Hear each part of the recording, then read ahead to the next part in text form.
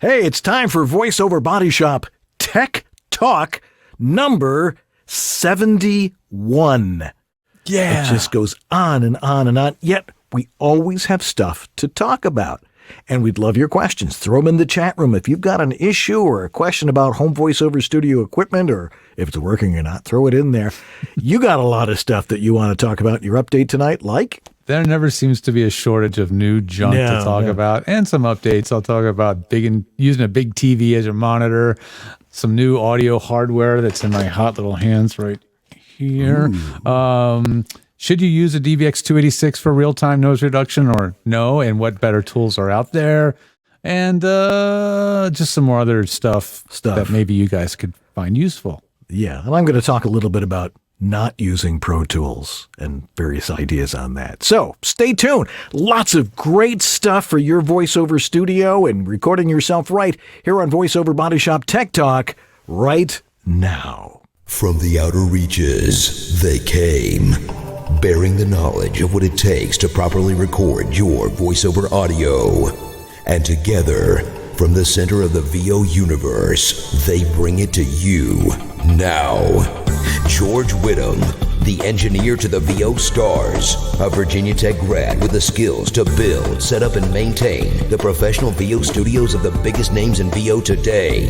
And you, Dan Leonard, the voiceover home studio master, a professional voice talent with the knowledge and experience to help you create a professional sounding home VO studio. And each week, they allow you into their world, making the complex simple, debunking the myths of what it takes to create great sounding audio, answering your questions, showing you the latest and greatest in VO tech, and having a dandy time doing it. Welcome to VoiceOver Body Shop Tech Talk. VoiceOver Body Shop Tech Talk is brought to you by VoiceOverEssentials.com, home of Harlan Hogan signature products, Source Elements, remote studio connections for everyone, VoiceActorWebsites.com, where your VO website isn't a pain in the butt, VOHeroes.com, become a hero to your clients with award-winning voiceover training, J. Michael Collins Demos, when quality matters, and VoiceOver Extra, your daily resource for VO success. And now, live to drive from their super secret clubhouse and studio in Sherman Oaks, California, here are the guys.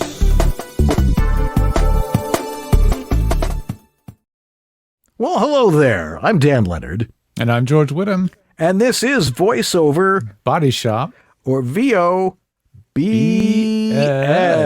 Tech Talk. Tech Talk. Tech Talk. Tech Talk. Tech Talk. Tech Talk. Thanks, Tech John. Talk. Tech Talk. Tech Talk. All right. Talk. Tech.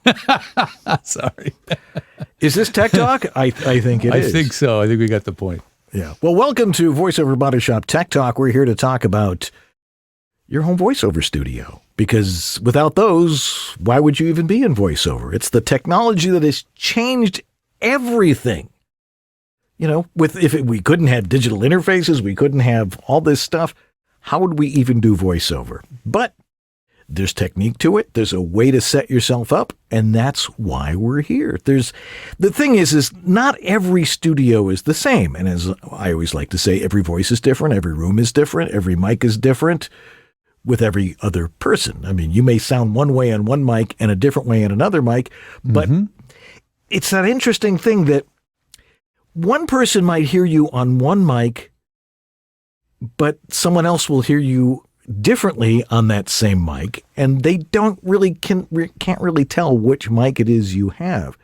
So what George and I do is we teach you about all this stuff, because it's amazing how many people we talk to that are like, I started doing voiceover, but I would, or at least I have to do it from home now. I don't know what I'm doing. And if that's you, we're the people to come to. There's a lot of you can crowdsource it. You can go onto Facebook. You can ask questions. You can say, what's the best microphone for voiceover? And be prepared for a tsunami of wrong answers or a tsunami of right answers, but are they relevant? Are they relevant to you? So what George and I do is we are specifically here to teach you how to do this. And we do it professionally. We work with people one-on-one. We do webinars. We do seminars, but we like working with people one-on-one and really finding out what you're about and how it is that we can help you get set up properly. So all you have to do is hit record and get it done, because you don't have to be an engineer. A lot of guys out there saying, oh, you got to have this piece of equipment and that piece of equipment. We'll talk a little bit about equipment, but a lot of it comes down to, do you really need this? Let's get down to what's the basics. Or is more expensive better? I've never gone with that one. Although as I get older, I'm like, go for the quality. You can afford it. But does it make a difference? That's a question. And it still is up to our ears. Because there's a way it's supposed to sound like, and we know what that is, and that may be a little bit different for everybody. But if you want to work with us, because as we like to say on our show, this is about complete, total, shameless promotion of what George and I do. Otherwise, this show wouldn't exist. If you want to work with George, where do you go to talk to him? You can go talk to him at georgethe.tech.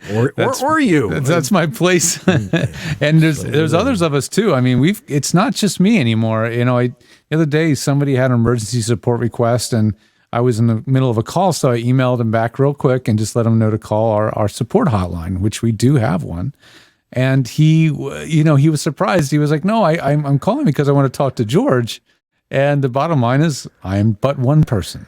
I have not been able to split myself into multiple copies, and I have a great team supporting us as well, including Dan. If you call that hotline, and you'll get that number if you call us and you miss us, you get an auto text with that special phone number.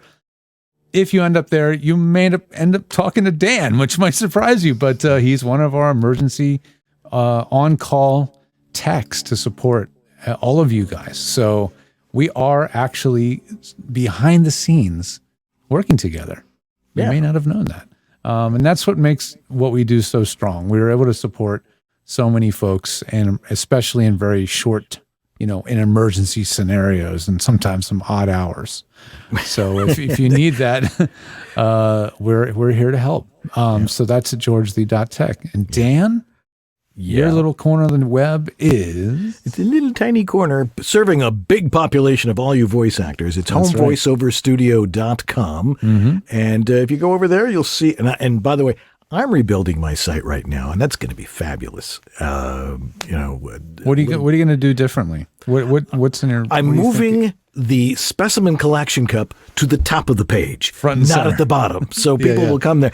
I've got a specimen collection cup. If you've set up your studio and you've been recording based on the 20 billion different suggestions you got from Facebook or LinkedIn or wherever, I'll give it a listen, and very quickly I can tell, okay, you got a problem with your space, you're not using your microphone right, or that sounds fabulous.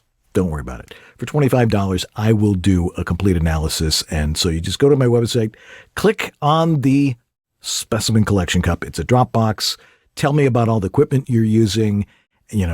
Make sure you tell us what computer, what software, how are you set up? What's your booth like? Are you in a closet out here in the middle of your living room? All these sorts of things. It's all relevant. And I ask a lot of questions and make sure that we can get you sounding the way it's supposed to sound like. So go on over to homevoiceoverstudio.com.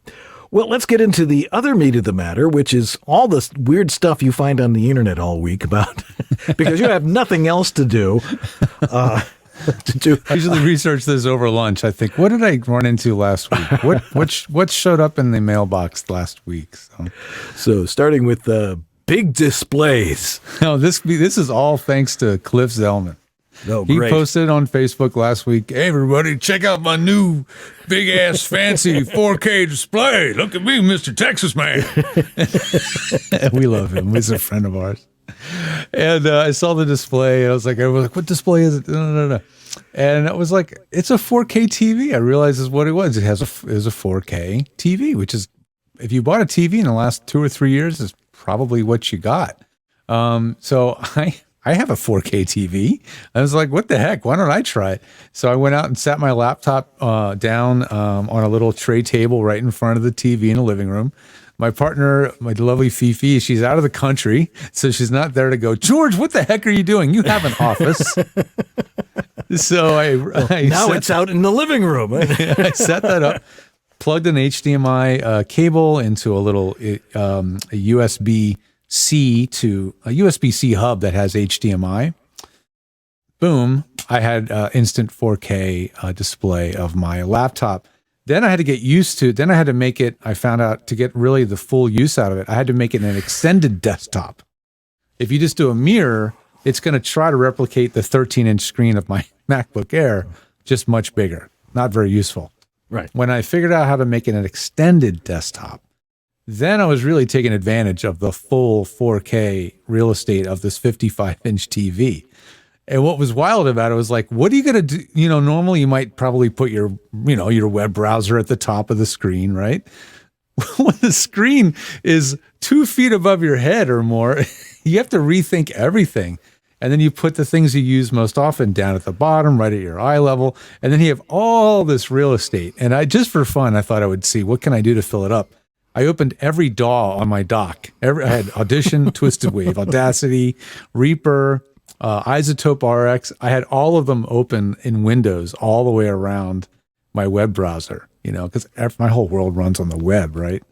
It was hilarious. But it worked. Honestly, it worked. The thing was, I noticed that if I sat too close, don't sit so close to the TV.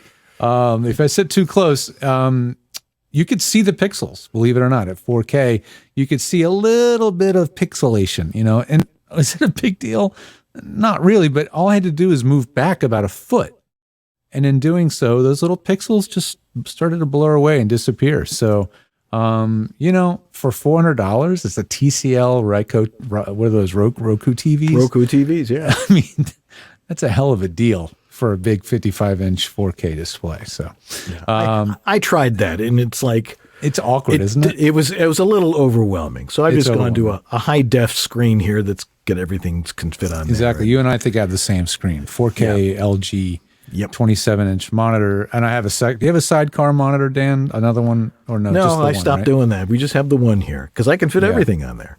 So yeah, you can also use AirPlay if you got a smart TV. Yeah, the Roku does that. Yeah. You know, and I tried that at first, and it worked great, but I couldn't do it as an extended desktop. It was only mirroring and whatever. It was an interesting experiment. But I'm back here in the office where it's a much more efficient place to work. Burning your eyes out. Yeah. And I have my real, look at this for all the old school geeks out there. This is the keyboard I use. Yes, for real. It's a Microsoft Natural. Oh, look how dirty it is. My God, it's like your hand is worn off on it. This is my Microsoft Natural keyboard, and yeah, it's still what I use at my desk. New gear. This is just a tease, but I have a Yellowtec PUC2 LEA or LEA. What is that? It's made in Germany. Like it really is made in Germany. And the Germans, they're not the greatest at understanding how creatives work with stuff. So the US rep of Yellowtec actually got a hold of me. I got to meet with him last year, and he said, let's talk about how to make Yellowtec more friendly to creators, you know, not just radio. They're really a very high-end radio production. They make those really cool silver mic arms, you know, that you're seeing now everywhere. So they sent me one. I saw one of these at NAB 5-6 years ago. Dan, you might have been with me at that NAB. I think so, yeah. And we saw this thing. We saw a demo of it. And, well, now I've got one to try out. And what's this thing's magic sauce? It has this magic automatic gain setting feature that real-time monitors your audio and can quickly and seamlessly adjust the gain if necessary. Just instead of peaking or hitting a clip or compressing or limiting, it's actually adjusting the gain. It kind of rides the gain by itself. It rides the gain by itself. You can set exactly the parameters you want to, like how far it can possibly move it. It's pretty geeky. But the question is that a good thing for voiceover production? Is it good that you have the ability to instantaneously adjust gain level and predict and do things like that? Or is it better just to have a fixed gain? So I intend to get to the bottom of that, do some tests, maybe bounce it off other engineers and see what they have to say about that. But for that technology, unfortunately, it's pricey. This is a 2-channel mic preamp interface, like they give it like a Scarlett. but it's $1,000, Scarlett. It's not cheap. Again, made in Germany. It's broadcast grade equipment. This is meant to be in a radio station probably and used 24/7, 365. Now, I argue to say that that's probably what voice actors should be using, is gear that is meant for constant and continual reliable use. So you're not replacing stuff every couple of years. But again, we'll get to the bottom of that with a little bit of time and research. Yeah, well, we like the folks at Yellowtec. They're into what you like to call industrial design. They're not traditional in how they do things. It is. They're definitely kind of the Mercedes of audio hardware in terms of like mic arms, and it's what Studio Bricks features in their VO Edition booths. Their stuff it's premium, but it's like many other things. You after 5 to 10 years of earning a living in voiceover, you want some finer things, and you might really start to appreciate spending a little bit of money on those things. That's just how it goes with time. Does it make a difference to how you sound? Not most of the time, no. Speaking of audio interfaces, and in a totally different price point and market, I've been using the Presonus Revelator IO24 here for all of my studio production, which is doing my podcasts and doing the show and doing training videos and everything else for about 4 months now, I think. The Rodecaster Pro is actually going to go into a box and be sent off to a friend of mine to use on another podcast because, well, I don't need all that real estate on my desk taken up by the big Rodecaster Pro anymore. This thing is doing the job. And the most important thing is it has been reliable.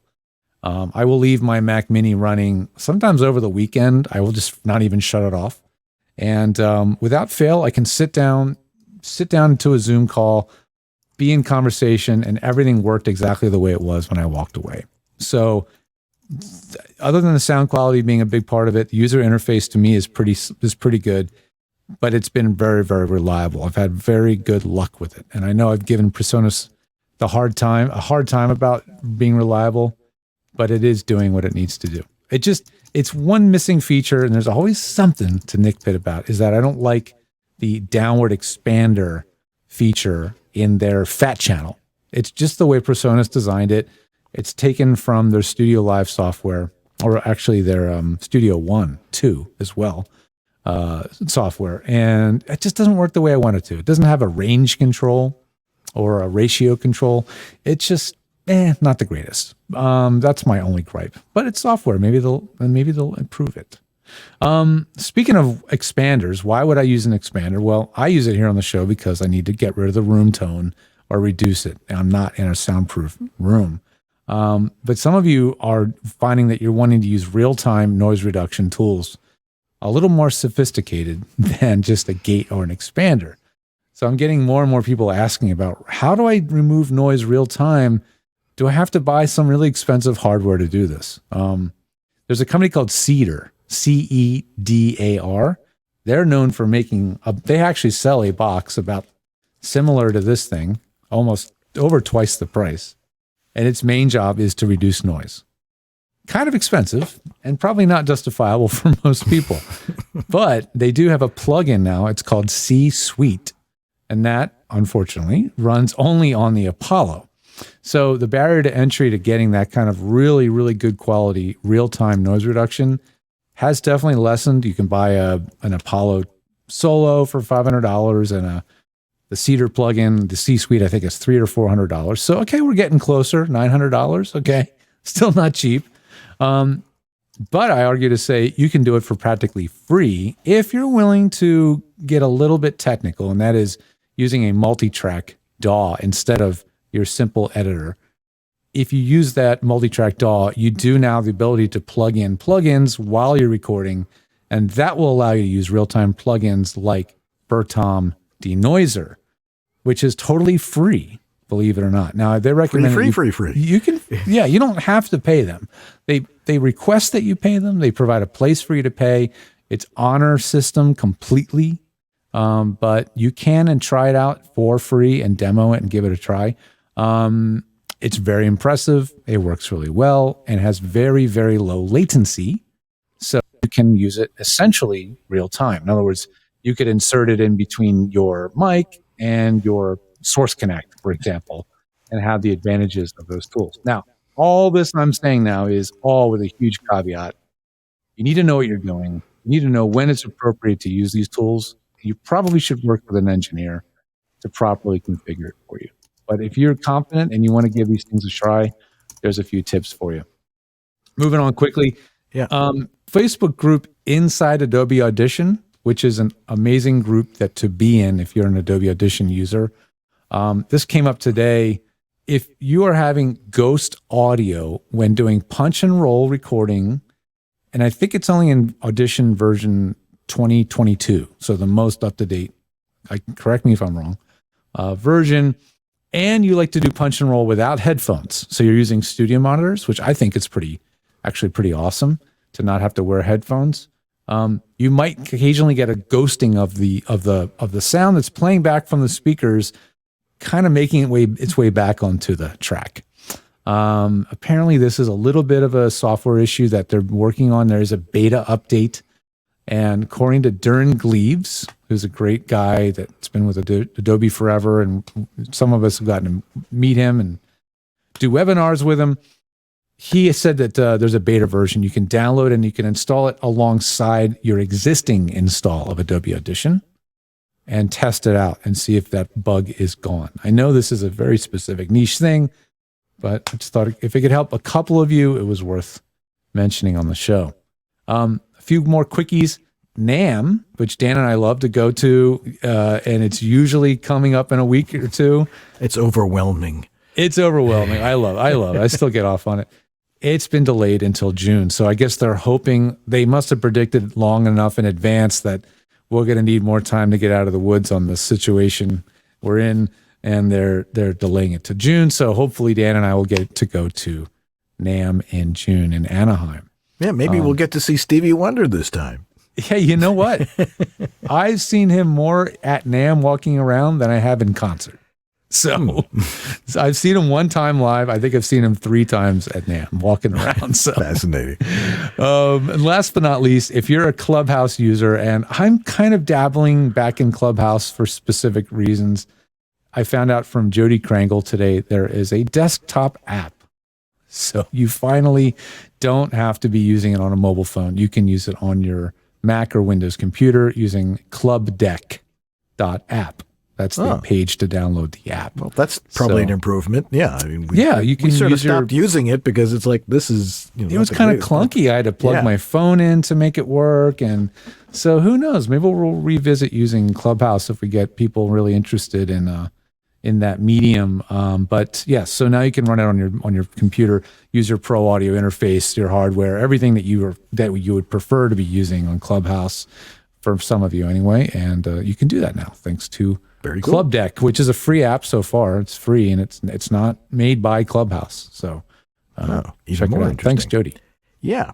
Okay, that's it for me. All righty. Well, I got an email from somebody this week, which I occasionally do when I get up in the morning and open my email. And on Monday morning, the Monday morning email queue. Oh, God. And somebody had asked about, they said, do you work with ProTools? And if any of you know me, I'm like, no. But when somebody usually asks me that, I usually jump to this question. Are you a producer? Are you producing commercials with music and sound effects and all sorts of processing to make it, ready for air? Are you a musician? Why on earth are you using Pro Tools? Now, a lot of you out there, well, it's what I learned on. I understand that. Pro Tools is, if you've not used anything else, you might you'll be tempted to use all the things it has. And as I like to say, using Pro Tools is like getting a control room for a nuclear reactor to control a hamster running in a wheel. There's not a whole lot that's going on when you're recording your audio. I mean, there's a lot of stuff that's going on. I mean, your computer is taking the information and the interface is turning it into the ones and zeros your computer understands and all that stuff. But I have found, and I've used all the platforms, and I've used Pro Tools, and why would anyone want to use this unless they're, the late George Martin, and they're doing all this stuff and adding all these different elements into it. That's what Pro Tools is for. It's for multi-track recording. And if you're not doing multi-track recording, if you're just recording one single mono-track file, why would you want all of that stuff to do that? It takes up lots of resources. How many times, George, do we get ProTools questions? I mean, like, I got a problem with ProTools. Like this email. Do you work with ProTools? We're getting a lot less because, frankly, we've told countless actors stop using it. Yeah, a lot less questions. But yeah, we used to get lots of glitch questions, error message questions, user interface questions. Right. Why did this change? I can't figure out what happened. Questions. Yeah, exactly. So my advice is, like, stop using it. Okay, yeah, you know how it works. Yeah, you have to arm the track. Yeah, you've got all these different things you got to do. Wouldn't it be wonderful if you just opened your computer, started, especially if you're on a Mac, just started Twisted Wave or Audacity and hit record and do what you do and not worry about all that other stuff. But even more fascinating is people who are using Cool Edit Pro. We hear this one all the time. Why on earth are you using a program that is literally more than 20 years old? It's like using, it's not even a square stone wheel. It's a couple of sticks dragging behind you. It's just slowing you down. None of these programs, these big multi-track programs, really have a workflow for what we do. You want to make it as simple as possible. So it's much easier for you and for us. Well, not that it really matters to us. We'll be happy to help you no matter what it is you're working with. But it will be a lot less trouble. It'll be a lot more trouble-free if you're using something simple. Because trust me, it sounds the same. Ones and zeros are ones and zeros. And what a lot of these programs do is they allow you to manipulate things a whole lot more than, say, some of the simpler programs. But as you know, it's the environment and how you use your equipment that has far more to do with your final product than anything else. Are you sick of now you work with Pro Tools. I really, honestly, when Pro Tools things come out, I know how to make it run. I know how to Same here. Set up a session. But when people really want to know Pro Tools, I send them to somebody else on our team, like Tim Friedlander, who produces in it all day as a producer, right. Andrew Feliciano at Voice Tracks West, Robert Marshall. These guys are producers, engineers. They work in the environment all day, every day. And so if anybody really, really needs to learn Pro Tools for production purposes, I usually will try to direct them to them because they're better teaching it. It's if you came from a long history of production, you maybe learned it a long time ago. And so it feels natural to you. Cool Edit Pro, I get it. It's an old friend. You're used to it from days of old. But the problem is it's not going to be supported. It hasn't been supported. It's not going to have any new updates. So when it breaks, you're on a new Windows 10 or even a Windows 11 computer, and I see these posts sometimes, I can't get Adobe Audition 3.0 or 1.5 or Cool Edit to do X. It's going to be a real game of just pure luck of getting it to work and hoping that somebody else knows the secret handshake. It's just unfortunately it's software, and at some point you do have to evolve and move on. You don't have to be running the bleeding edge. You don't have to be running Adobe Audition 2022. In fact, I recommend you probably still stay on 2021 because it's fully debugged. And the 2022 version is, well, clearly still getting debugged. So haven't had a problem with it. If you haven't had a problem, then good for you. Yeah. So, it's just, we had to support you guys. And the more complex your systems are, the harder for it is to ensure that we're doing our job and getting all of you guys back to work. And usually it's something really simple that tends to break something that's very, very sophisticated. So keep it simple. And like a software update. Yeah. Well, it's like it's calling the mothership. I need an update. But, I use Adobe Audition. I use Twisted Wave. Audacity is super duper simple. It's free. Even Ocean Audio. A lot of these simple programs. I haven't used it lately. Have you messed around with Ocean Audio? It still does what it does. Have they added any features like stacking or anything like that? processing chains? I haven't looked in a while. Okay. But, I stick to my Adobe Audition and I get it out and I get it done, which is the most important thing. The workflow has to be something that is like script, analyze script, hit record, and read script. And be a voice actor. Stop thinking about being an engineer and obsessing about your audio and thinking that there's going to be something that's going to help it sound better. It's all physical and it's all how you use the equipment. Indeed. Anyway, we got a pile of questions from you guys. And if you've got a question, throw it in the chat room. I know Jeff Holman is in there and ready to throw them to us. And we will be thrilled to talk to you about those. So stay tuned. We'll be right back here on VoiceOver Body Shop Tech Talk. Do not go away. This is the Latin lover narrator from Jane the Virgin, Anthony Mendez. And you're enjoying Dan and George on the VoiceOver Body Shop. Domestic bliss. Now, as a voice talent, you know that running a voiceover business with family around can be quite a challenge. How do you manage the need for quiet with the noise others in your household make? VoiceOver Essentials by Harlan Hogan has the answer. It's their exclusive multicolor LED voiceover recording sign with remote control. Not just a stock on-air or recording sign, it's their exclusive voiceover recording sign. With 20 different colors and included remote control, you can let everybody know, hey, I'm recording in here, and a few moments of relative quiet would be appreciated.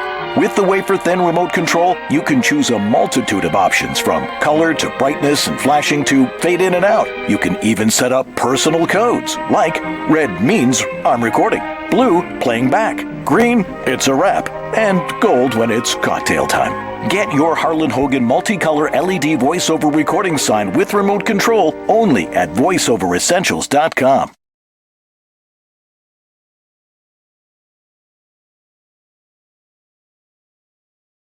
Well, it's that time of the show where I talk about Source Connect from Source Elements, a tool that is highly lauded and sometimes feared because of the little bit of a learning curve to get it running at first. And you know what? Sometimes tools that are really professional, that they're the top level tools in the business, the ones that really enable the producers to do their job the most effectively, are sometimes more complex. And that's just how it goes with tools for professional use. And Source Connect. Source Connect is evolving all the time. There will be a new version that takes it to the next level, and we'll see it come in our lifetimes, I'm sure. But the version they've been supporting for many years is the same one that you'll probably get today, and that's Source Connect Standard 3.9, I think 1. And the good news about that is it's a standard, it's stable, and it's been used by thousands and thousands of productions. And these are the ones that tend to pay the best, honestly. They love the way it enables their workflow to be a little bit smoother. There's this amazing thing called the Queue Manager that automatically is recording a backup of you, the talent, and sending it off to them if it's been set up correctly and is being used. And it is quite remarkable. It's just, there's so many features that are built into the system that makes it productive for producers. And that's why you want to be ready to go with it. So head over and to get a trial and head over to source-elements.com. And yeah, it runs on Windows and it runs better on Mac. And it even runs on the latest Mac OS Monterey. Okay, let's get to the questions. Sorry to waste your time with that, but we appreciate Source Elements support. And we'll be right back to answer your questions right after this. Well, hello there. I bet you weren't expecting to hear some big-voiced announcer guy on your new orientation training for Snapchat, were you? This is Virgin Radio. Well, okay, we're not that innocent. There's jeans for wearing and there's jeans for working. Dickies, because I ain't here to look pretty. She's a champion of progressive values, a leader for California, and a voice for America. It's smart. It's a phone. It's a smartphone. But it's so much more. The files are ready. Don't forget to pick up the eggs. What time is hockey practice? Check out this song. It's the end of the road for Rick. It's just you and me, Rick. When hope is lost. The i8 from BMW. Who said saving the planet couldn't be stylish? Hey, it's J. Michael Collins. Bet you think I'm going to try and sell you a demo now, huh? I think they speak for themselves. But I will give you my email. It's jmichael@jmcvoiceover.com. Now, if Dan will stop waxing his mustache for a minute, we'll get back to the show. Hi, this is Bill Farmer, and you are watching VoiceOver Body Shop. It's great.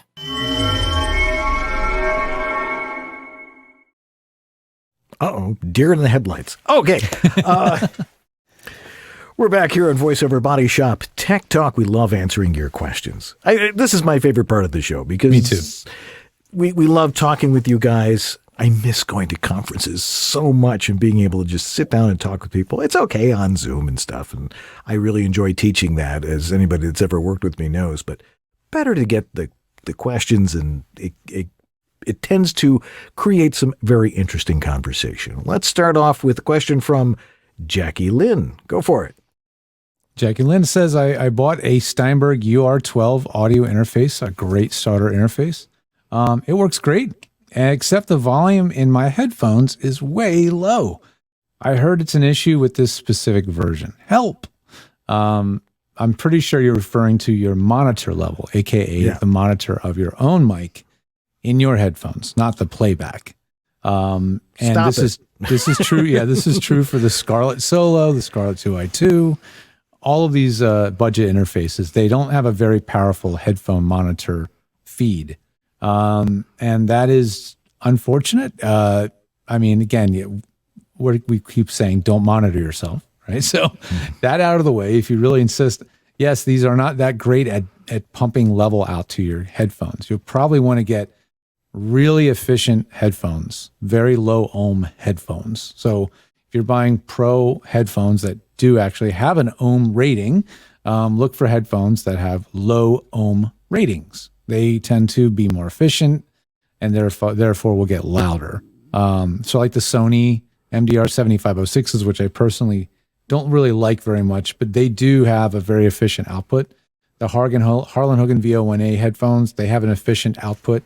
That's what Dan's got, and try those out. But yeah, I'm really recommending interfaces now that have better control over monitoring. So like in the Scarlett series, that you have to go up to the 2i4 to get the monitor mix knob, but that monitor mix knob makes all the difference because you can really blend exactly how loud you are versus how loud they are when you're being remote directed. The SSL2, another big favorite of mine now, same deal. It's got that monitor blend knob, and that makes a big difference to your workflow.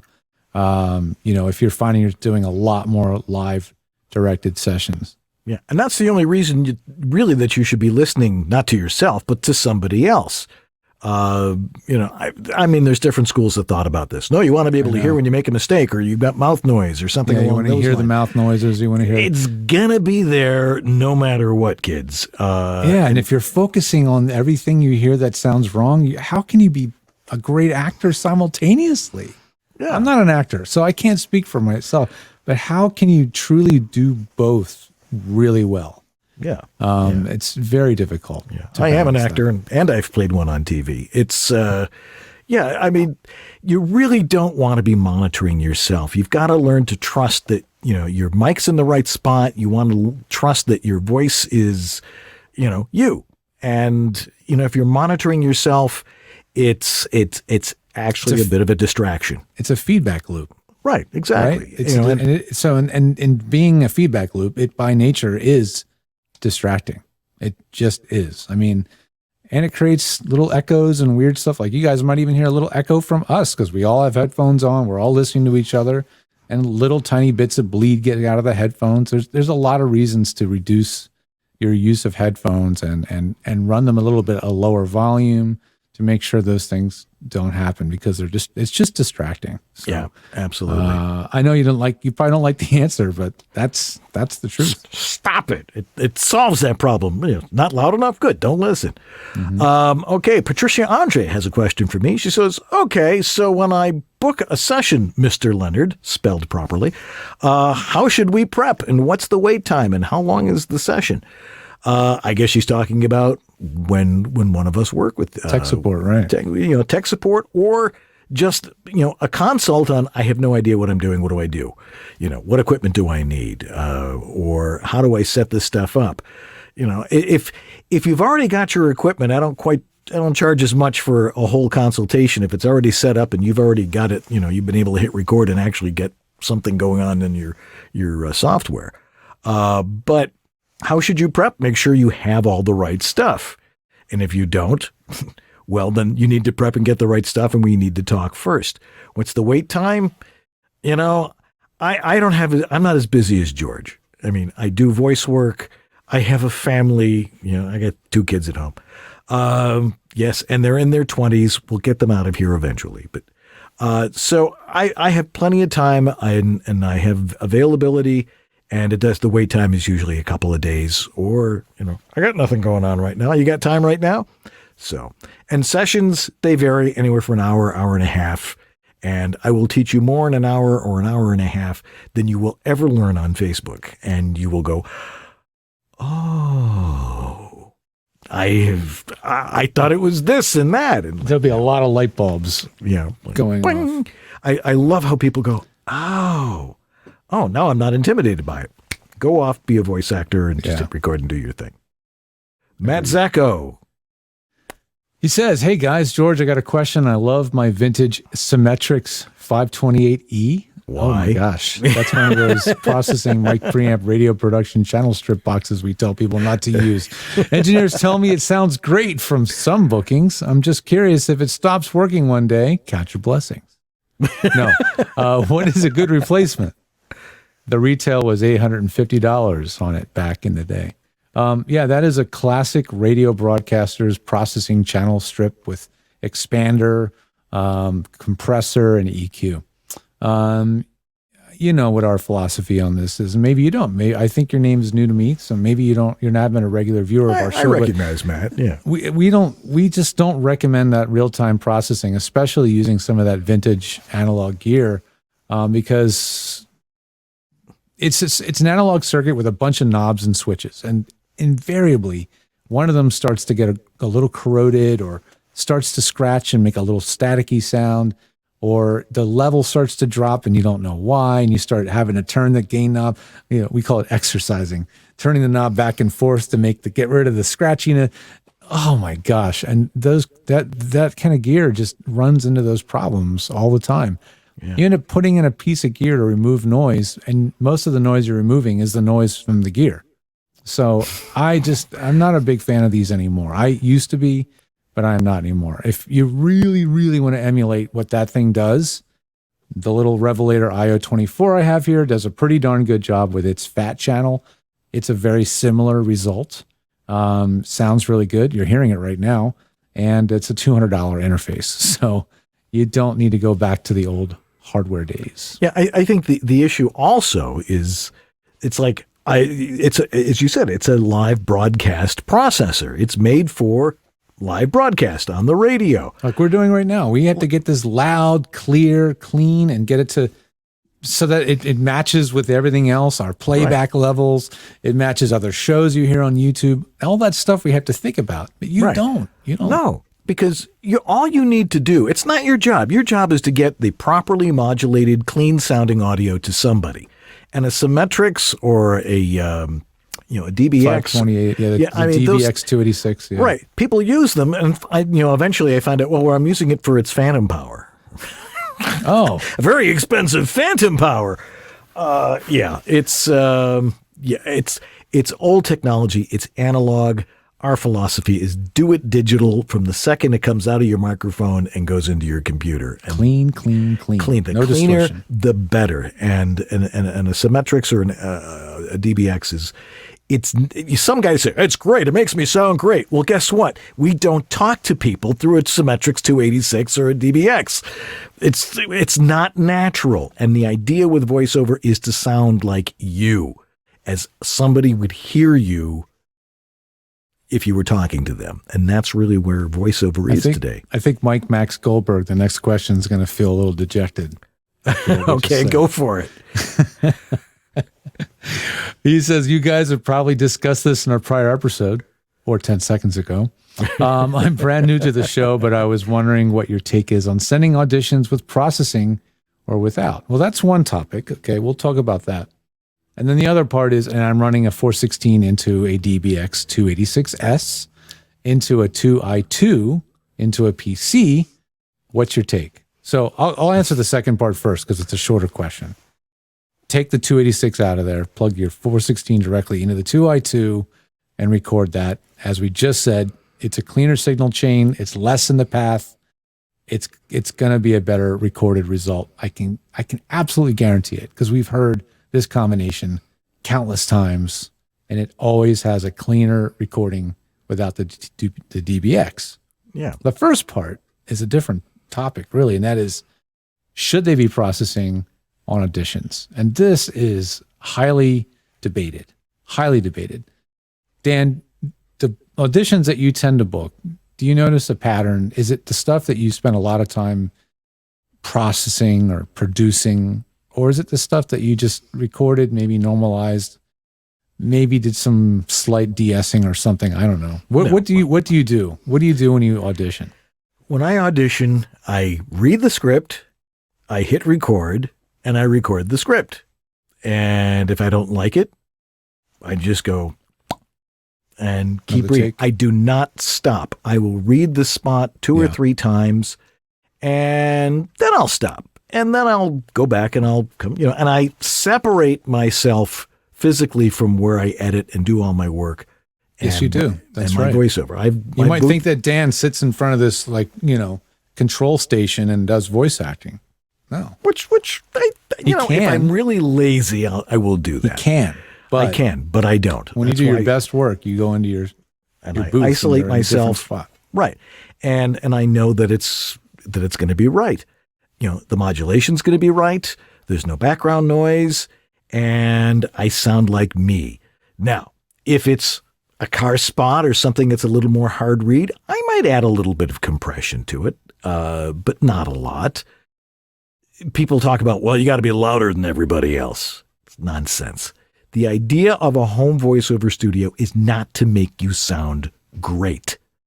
If you're a good voice actor, you already sound great. If you're using your equipment right, if you've got the right mic technique, if your acoustics are right, and you set your levels right, that's all you're required to do. And the rest of this stuff is distracting you from being a good voice actor. You're not supposed to be an engineer.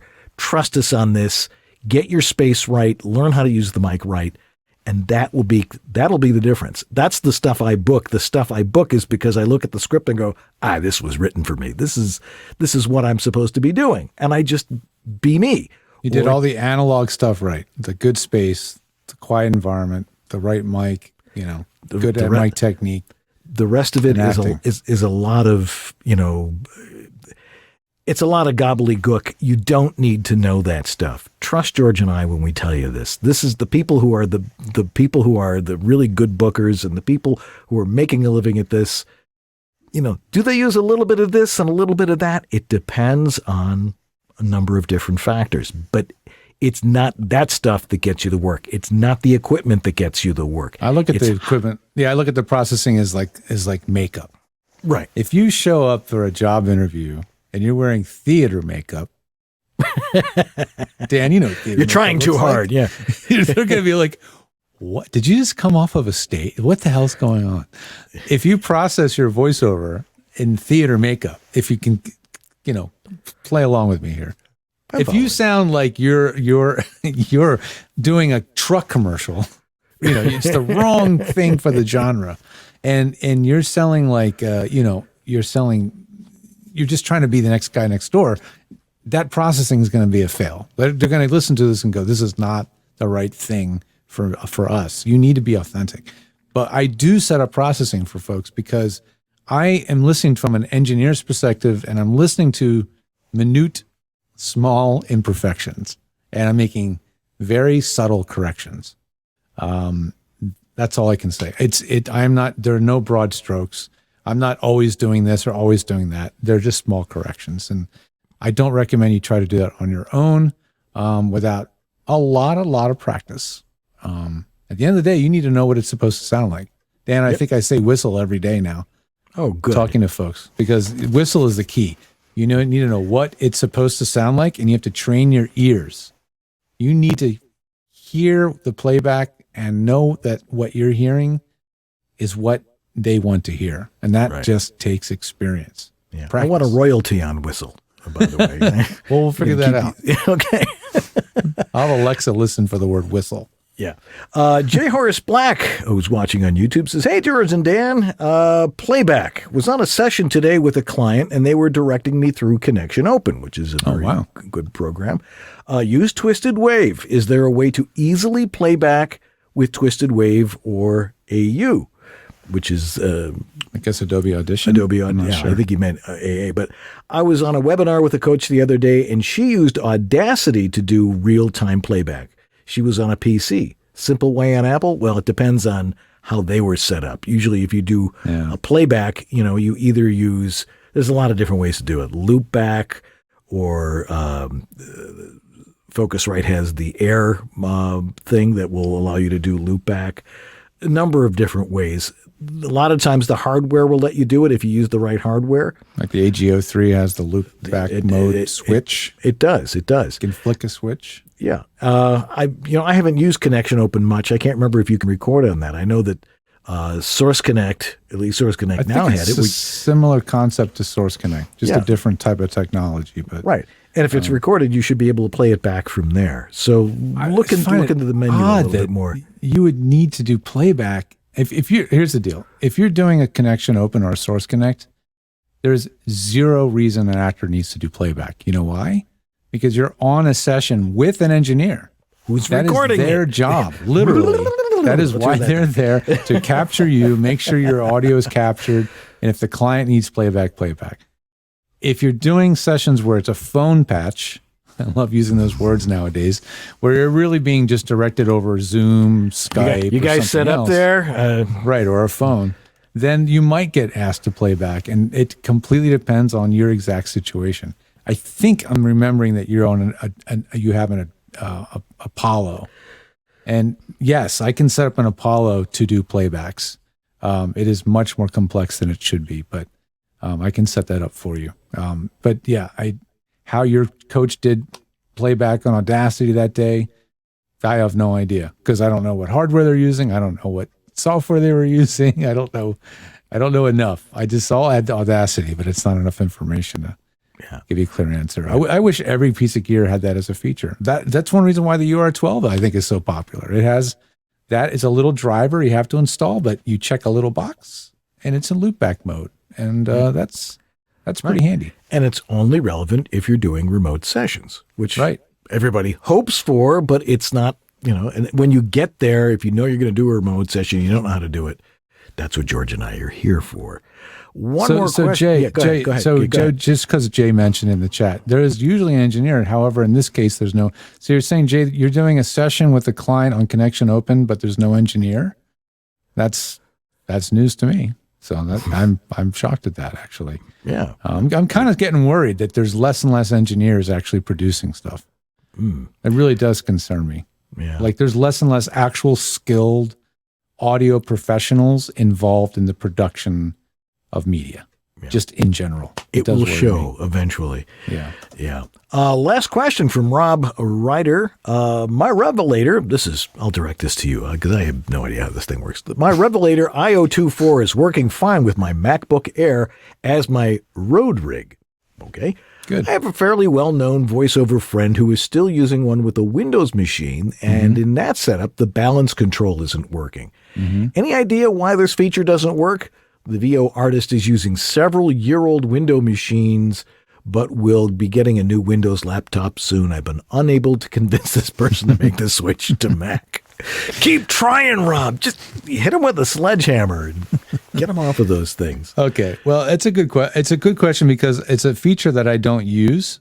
So the fact of the matter is, I don't know because I don't use that feature. Yeah, I was just talking about the fact that you have a knob to control the blend between the microphone and the playback, and it does have it, but I don't use it because I'm using the mixing console, that their control interface, because I'm an engineer, I'm a producer, and I am a power user, and I want to have a lot more control. But I think it's just running in the wrong mode of operation right now. I think it needs to be running in the basic mode or something like that in order for that knob to function. But I can't troubleshoot it without being on the session with them, and I'm not using it on Windows, so I can't vouch for Windows if it's a Windows specific problem or not. I would imagine Presonus seems to be, I could be wrong, but a little more Windows first over Mac. It's my experience, so they should have some really good support over there to answer that question. Why don't you give them a holler and let us know what the result was? Please. We'd all like to know. Yeah, that's got to have that information. Well, that's a lot of great questions. Yeah, and it's definitely fun answering them because, we almost know the answers. We were almost accurate. Almost. But hopefully, it's there's so much to this and there's so little to it. And I think our whole thing is like, don't overthink this stuff.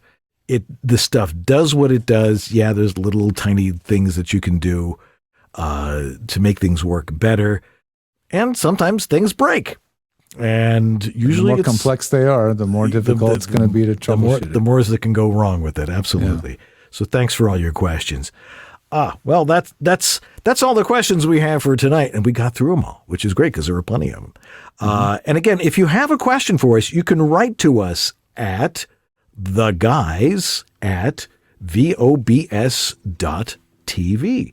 And so you don't have to watch the show live. We'd love it if you would. I mean, a lot of people are watching the show live tonight, which is great. We love having you out there. It makes it a lot more fun, getting the interaction with you folks. But you can, you can write to us at theguys@VOBS.tv if you have a specific question, and we will put that number one in the queue when we start doing your questions next time we do Tech Talk. All right, we'll be right back and clean this up right after this. Don't go away. This is Bill Ratner, and you're enjoying Voice Over Body Shop with Dan Leonard and George Whitam. VOBS.tv. So when you hear the word accents, right, you see a piece of copy with it, or there's an audition that says accents required, or maybe an audiobook you want to take a stab at, what happens in your head? Do you get like, oh, I don't do accents. I'm going to pass on that one. What if you said instead, okay, let's do this. Let's figure this out. And I can show you how because I was shown how. My accent coach is Jim Johnson. He's giving away free lessons this week on the accent class and how to build accents from scratch. So just go to voheroes.com/accents and get these free lessons. They're all this week. Next week, we'll do a Facebook Live. We'll open registration for the accents class. There'll be an early action bonus, but go to voheroes.com/accents now and learn from my accent coach. That's voheroes.com/accents. In these modern times, every business needs a website. When you need a website for your voice acting business, there's only one place to go. Like the name says, voiceactorwebsites.com. Their experience in this niche webmaster market gives them the ability to quickly and easily get you from concept to live online in a much shorter time. When you contact voiceactorwebsites.com, their team of experts and designers really get to know you and what your needs are. They work with you to highlight what you do. Then they create an easily navigable website for your potential clients to get the big picture of who you are and how your voice is the one for them. Plus, VoiceActorWebsites.com has other great resources like their practice script library and other resources to help your voiceover career flourish. Don't try it yourself. Go with the pros. VoiceActorWebsites.com, where your VO website shouldn't be a pain in the you-know-what. Before time began, there was VOBS.tv. Watch or else. And we're back to say goodbye. Thanks for joining us tonight, guys. It's wonderful to see everybody out there watching the show live, and we really appreciate that.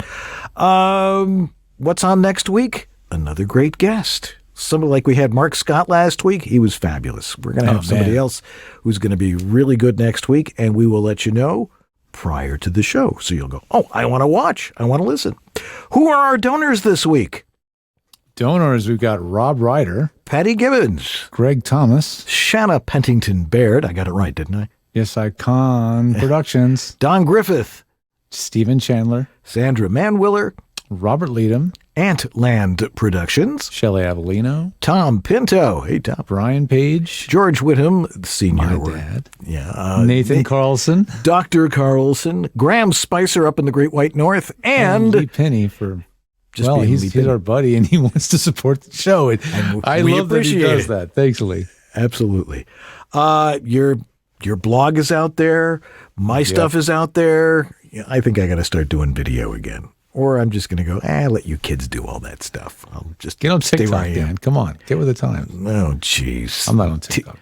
Yeah, I don't want to be on TikTok. I mean, I don't want to be. Maybe your sons will get you into it. Well, yeah, Lewis spends a lot of time on there. Anyway, if you want to work with George, where do you go? You go to georgethe.tech. .tech. George the .tech. And if you weren't over Dan, he's over at homevoiceoverstudio.com. Yeah, it'll make you sound like you, which is the idea. Mm-hmm. Our thanks to the one and only Jeff Holman, Mr. Hollywood, who's working our chat room tonight, doing a fabulous job with that. Our fabulous tech director, who's honored late for her pizza party, Sue Merlino. Thanks again, Sue, for doing a great job tonight. And, of course, Lee Penny for just being Lee Penny. Well, that's going to do it for us this week. You know, if you're not really familiar with what your audio is supposed to sound like, don't worry about it. We'll help you out, because if it sounds good, it is good. There you go. All right, very good. I'm Dan Leonard. I'm George Whitam. And this is VoiceOver Body Shop, or VOBS. Tech Talk. Have a great week, everybody. We'll see you next time. Thanks for joining us. Later.